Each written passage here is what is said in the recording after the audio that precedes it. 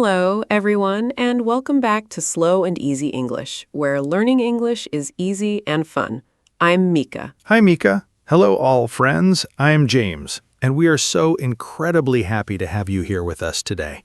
Today, we are talking about a very deep and very real topic. We are talking about the truly hard days in life. Yes, we are not talking about small problems today. We are not talking about burning your toast or missing the bus. Exactly. We are talking about the moments that make you want to cry, or the moments that make you want to give up completely. Sometimes life brings some very heavy storms. Sometimes people lose their jobs, or they get a terrible medical diagnosis. Sometimes relationships end suddenly. How do we talk about this kind of deep pain in English? When something terrible happens, we often use the phrase falling apart. You can say, "My world is falling apart." My world is falling apart. That is a very strong and visual phrase. It feels like everything is breaking into pieces. Yes, it does. It means nothing is going right, and you feel completely lost. My anxiety goes crazy when my world feels like it is falling apart. I start to panic immediately. That is a very normal human reaction, Mika. When we face big trauma, our brains try to protect us by panicking. I always imagine the absolute worst scenario. If I lose a client, I think, I will lose my house next. You have a very creative imagination, Mika, but it is true. Fear makes us overthink. What is a good phrase to describe that feeling when your brain will not stop worrying? You can say, "My mind is racing." It means your thoughts are moving way too fast, like a race car. My mind is racing. I use that feeling a lot. Another good word for A2 or B1 students is overwhelmed. Oh, overwhelmed is a perfect word. It means the problem is too heavy for you to carry alone. Can you give our students an example of how to use overwhelmed in a normal sentence? Sure. You can say, I am feeling very overwhelmed at work right now, or this bad news is completely overwhelming. Sometimes being overwhelmed makes people feel depressed. They do not want to get out of bed. Depression and deep sadness are real struggles. Sometimes people feel like they have hit rock bottom. Hit rock bottom. What does rock bottom mean in English? That sounds very serious. The bottom is the lowest part of something. So hitting rock bottom means you are at the very lowest point in your life. Exactly. But there is a positive way to look at that phrase too. How can hitting rock bottom be positive?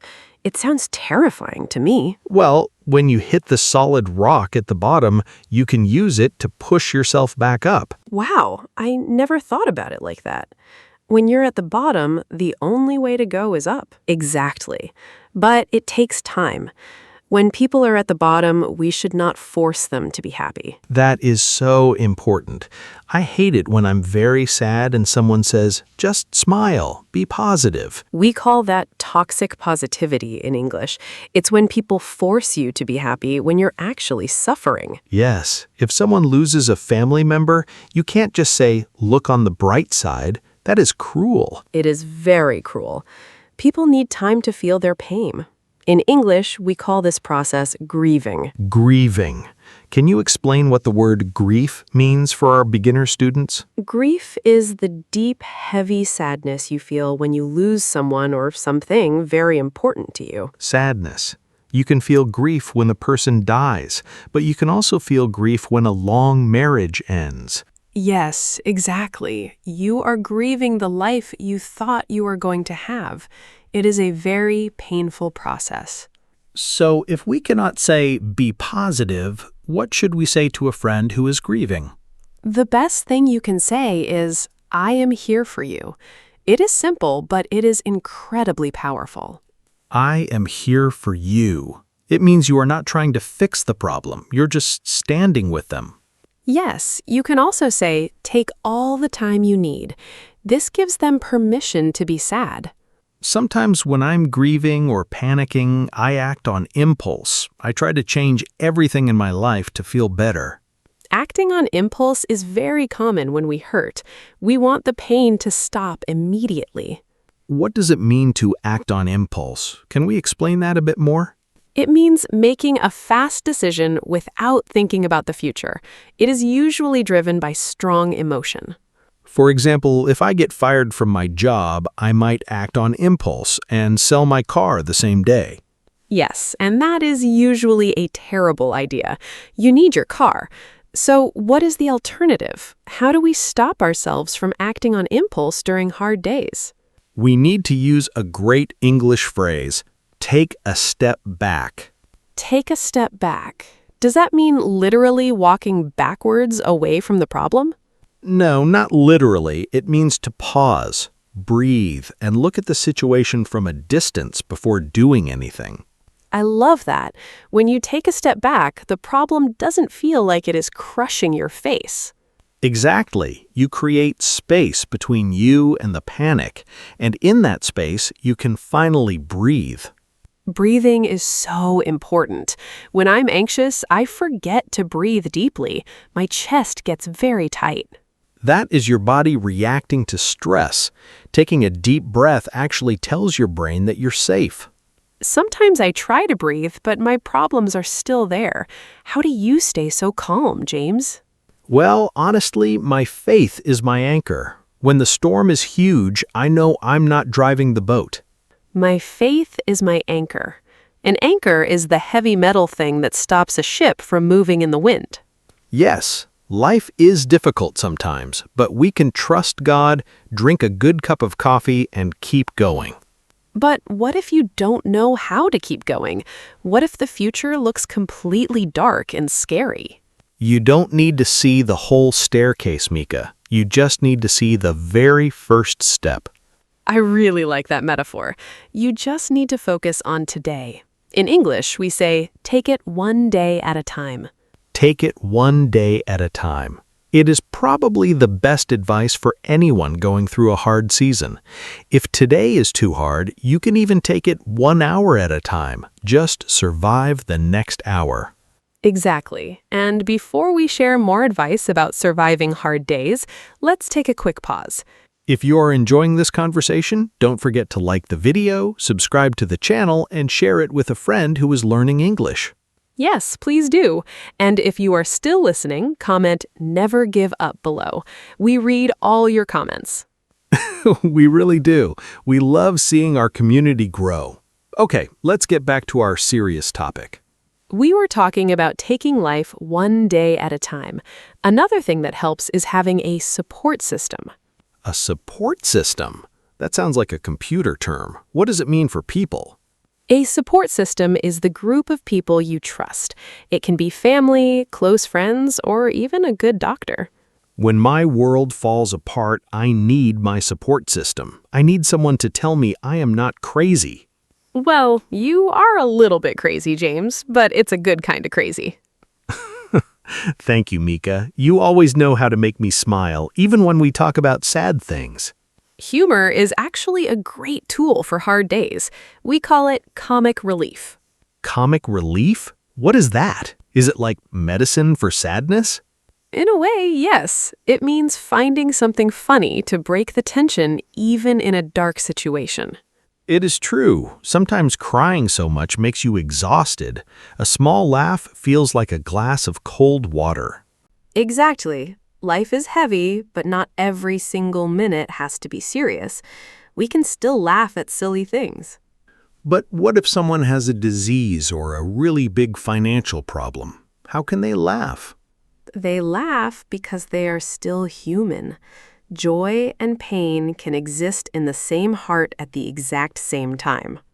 Joy and pain can exist at the same time. That is beautiful, and it is very true. When things go wrong, we also need to talk about resilience. This is an excellent B1 vocabulary word. Yes, let's teach resilience. How do you explain resilience to someone learning English? Resilience is the ability to recover quickly from difficulties. It is how fast you can stand up after you fall down. Ah, I see. It is like a rubber band. When you stretch a rubber band, it snaps back to its original shape. Perfect example. In English, we use the phrasal verb bounce back. Resilient people bounce back from failure. I do not bounce back very fast. Sometimes I stay on the floor for a long time just worrying. And that is okay. Resilience is not a race. You are allowed to rest on the floor for a while. That makes me feel much better. Resting is important. If you push yourself too hard, you will get burnout. Can you explain burnout to our friends listening, Mika? It is a very modern word. Burnout is when your mind and body are completely empty. You have zero energy because of too much stress. Yes, when you have burnout, you cannot work, you cannot think clearly, and you usually get physically sick. I had burnout a few years ago. I thought my career was completely over. I wanted to give up forever. But you didn't give up. What did you do to rebuild your life after that experience? I had to use another good English phrase, start from scratch. I had to learn how to rest again. Start from scratch means starting over from zero. It means building something entirely new.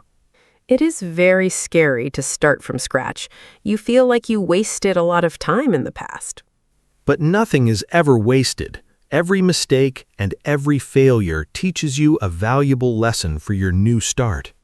That is true. The skills I learned before my burnout helped me build a better, healthier life later. We call that finding the silver lining. It's a famous English idiom. Let's break that down. Silver lining. What does the word lining mean? A lining is the material on the inside of a jacket, so a silver lining is a bright, shiny edge on a dark cloud. So finding the silver lining means finding the one good thing inside a very bad situation. Exactly. If your car breaks down, the silver lining might be that you meet a very kind mechanic. It can be hard to see the silver lining when the storm is happening. You only see the dark clouds. That is why time is so important. Sometimes you only see the silver lining 5 years after the storm. That is very deep. You only see the silver lining 5 years later. We have to be patient with our pain. Yes, another great phrase to encourage someone is hang in there. It's very common in everyday English. Hang in there. It sounds like you are holding on to a tree branch over a big cliff. Yes, that is the exact image. It means don't let go. Keep holding on even when it's hard. So if my friend is having a terrible week at work, I can say, I'm sorry, man. Hang in there. Yes, perfect. It is casual, but it shows that you care. It tells them to stay strong. Sometimes people tell me to stay strong, but I just feel weak. I feel like I have no strength left. True strength is not about never feeling weak. True strength is admitting you are weak and asking for help. Asking for help is one of the hardest things for adults to do. We want to fix everything ourselves. We have too much pride. But asking for help is a sign of maturity, not a sign of failure. How can someone ask for help in a simple, natural way in English? You can just say, I'm really struggling right now. Can we talk? That is honest and direct. I am really struggling right now. The word struggling means you are fighting a difficult battle. Yes, or you can say, I need a hand. That is a friendly way to ask for physical or emotional help. I need a hand. That is great for A1 students. It's simple, polite, and easy to remember. And remember, when you ask for help, you give your friends a chance to love you. Oh, I love that perspective. You're not being a burden. You're letting people show their love. Exactly. Another phrase we often use when things go wrong is, what doesn't kill you makes you stronger. I know that's a famous song, but I actually don't like that phrase very much. Really? Why don't you like it, James? Because sometimes trauma doesn't make you stronger. Sometimes it just makes you tired and sad. That is a very fair point. You don't have to become a superhero just because you suffered a tragedy. Exactly. Sometimes the only victory is that you survived, and surviving is enough. Surviving is absolutely enough. If you are breathing, you are winning. Let's give our listeners a few more encouraging phrases. What else can we say to a friend in pain? You can say, "I'm so sorry you have to go through this." It shows deep empathy. Empathy is a great word. It means you can understand and share the feelings of another person. Yes, it is different from sympathy. Sympathy is feeling pity for someone. Empathy is sitting in the dark with them. Sitting in the dark with someone is beautiful. You don't bring a flashlight. You just bring your presence. That is very poetic, James, and it is completely true. Another phrase is, "You are not alone in this." You are not alone in this. That instantly makes the problem feel lighter. It really does, because loneliness is often the worst part of a tragedy. You feel like nobody understands. Yes, when I get really anxious, my brain lies to me. It tells me that nobody cares about my problems. That is definitely a lie from anxiety. The truth is, people usually care a lot, but they don't know what to say. That is a good point. People freeze because they're afraid of saying the wrong thing. Exactly. So if you're the one suffering, sometimes you have to tell people what you need. You can say, "I don't need advice right now. I just need you to listen." That is a perfect boundary to set. It takes the pressure off your friend and gives you what you need. We have talked a lot about words, but what are some actions we can do when life is incredibly hard? Well, drinking water and sleeping are the foundation. If you don't sleep, everything feels 10 times worse. It is amazing how much a glass of water and a nap can change your perspective on life. It really is. Also, doing something with your hands helps, like baking bread or painting or gardening. Doing something with your hands stops your mind from racing.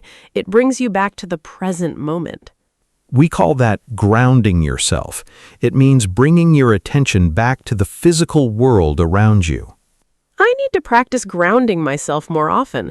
My mind always wants to live in the scary future. The future is a mystery, Mika. We only have control over this exact second. So, let's make it a good one. I think this podcast episode is going to help a lot of people.